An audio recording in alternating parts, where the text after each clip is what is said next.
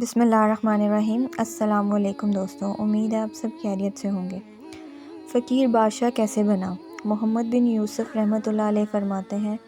مجھ کو میرا ایک ساتھی نے بتایا، میں مصر میں بادشاہ کے پاس کھانا کھانے جاتا تھا، سو وہ مجھے دسترخوان بچھا کر اس پر روٹی رکھتا تھا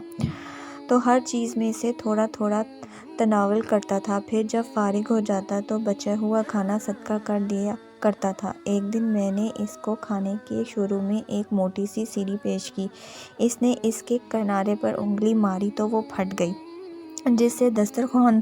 کو گھی سے بھر دیا۔ تو اس نے اپنا ہاتھ روک دیا اور کہنے لگا، خدا کا شکر ہے، مجھے اس سے ایک بات یاد آ گئی، میں تم کو وہ بتلاتا ہوں۔ کہنے لگا، میں بغداد میں سوق میں رہتا تھا،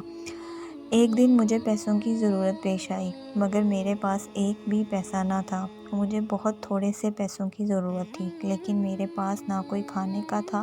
اور نہ ہی میرے پاس کوئی ایسی چیز تھی، اس کو بیچ کر اس سے اپنے اس دن کے کھانے ہی لے لیتا۔ سو یہ کہ میرے پاس ایک کھجور کا شربت تھا جو کہ تیار ہو چکا تھا، اور میں اپنے گھر کے دروازے پر تنگ دل بیٹھا سوچ رہا تھا کہ اس کو کس میں لگاؤں۔ اتنے میں میرے پاس سے میرا ایک دوست گزرا تو وہ آ کر میرے پاس ہی بیٹھ گیا، سو ہم باتیں کرنے لگے۔ جب وہ جانے لگا تو میں نے تکلف میں اس کو کھانے کا بولا، جو عام طور پر رسمی بولا جاتا ہے، تو اس نے قبول کر لیا اور بیٹھ گیا۔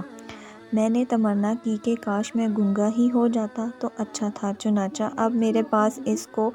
اپنے گھر بلانے کے علاوہ اور کوئی چارہ نہ تھا، سو میں نے اس کو اندر بلایا اور اپنی والدہ کے پاس لے جا کر ان کو یہ بتلایا، تو انہوں نے اپنی چادر دی اور کہا، اس کو بیچ دو اور آج اپنی ذمہ داری پوری کرو۔ میں نے اس کو 3 درہم میں بیچ کر اس سے ایک روٹی، مچھلی، کچھ سبزی اور خوشبو خریدی اور ان کو لے کر گھر آ گیا۔ ابھی میں گھر میں بیٹھا ہی تھا کہ ہمارے گھر میں کسی پڑوسی کی مرغی آ گئی، تو میں نے اس کو پکڑ کر ذبح کیا، چھیلا اور اپنی والدہ کو دے کر کہا، اس کو بھون دو۔ انہوں نے بھون دیا اور جو کچھ میں نے خریدا تھا اس کے ساتھ اس کو بھی اپنے دوست کے سامنے پیش کیا، پھر ہم سب نے مل کر کھایا۔ جب میرے ہاتھ اس کی سیڑھی پر پڑے تو مجھے اپنا وہ حال یاد آیا کہ ایک تو وہ تنگ دستی والا حال تھا اور ایک یہ خوشحالی، نعمت اور بادشاہت والا حال ہے، سو حق تعالیٰ کا اس کی نعمت پر شکر ہے۔ پھر اس نے اپنا بہت سارا مال منگوایا اور حکم دیا کہ اس میں سے آدھا مصر میں صدقہ کر دیا جائے اور اس کا آدھا مکہ اور مدینہ بھجواؤ، اور وہاں اس کا صدقہ کیا، اور دسترخوان اور جو کچھ اس پر تھا ان کے بارے میں حکم دیا کہ وہ مسکینوں کو کھلا دیا جائے، اور ایک دوسرا دسترخوان